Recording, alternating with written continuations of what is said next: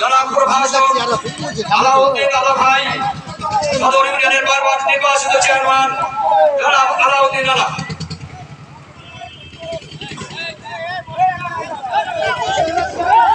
বিসমিল্লাহির রহমানির রহিম। ঐতিহ্যবাহী ৮ নম্বর শুক্লাকাটি ইউনিয়ন বিএনপি কর্তৃক আয়োজিত আজকের নির্বাচনী জনসভার সম্মানিত সভাপতি বাংলাদেশ জাতীয়তাবাদী দল ৮ নম্বর শুক্লাকাটি ইউনিয়ন বিএনপি সুযোগ্য সভাপতি জনাব জিএম মহিউদ্দিন, আমাদের মাঝে প্রধান অতিথি হিসেবে উপস্থিত আছেন ৯০.৬ আসনের ধানের শীষের মনোনীত প্রার্থী, যিনি ইতিমধ্যে কেশবপুরে ১৪৪টি গ্রামে মানুষের হৃদয় স্থান করে নিয়েছেন। বাংলাদেশ জাতীয়তাবাদী দল কেশবপুর উপজেলা বিএনপির সুযোগ্য সভাপতি, কেন্দ্রীয় নির্বাহী কমিটির অন্যতম সদস্য, কেশবপুরবাসী প্রাণপ্রিয় নেতা জনতা বাবুল হোসেন আজাদ আমাদের মাঝে বিশেষ অতিথি উপস্থিত আছেন। কেশবপুর পৌর বিএনপি সুযোগ্য সভাপতি, পৌরসভা থেকে নির্বাচিত মেয়র জনতা আব্দুল সামাদ বিশ্বাস আমাদের মাঝে বিশেষ অতিথি উপস্থিত আছেন।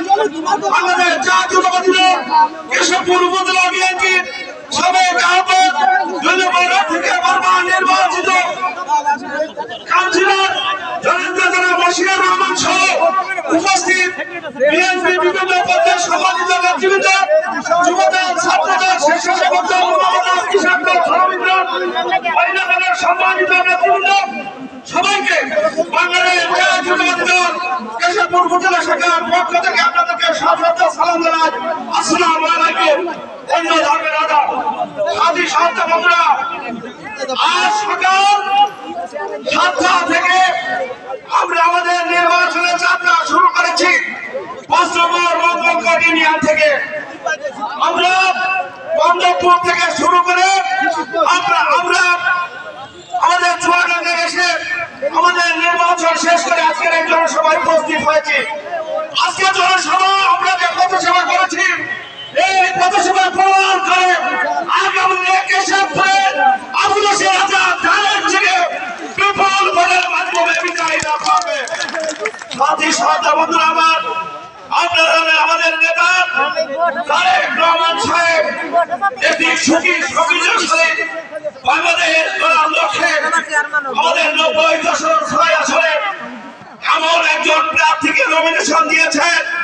সেই প্রার্থী সম্পর্কে দুটি কথা না বললে নয়, তিনি কোনো এমপি নয়, তিনি কোনো মন্ত্রী নয়, তার মাধ্যমে কেশবপুরে মহিলা কলেজ প্রতিষ্ঠা হয়েছে।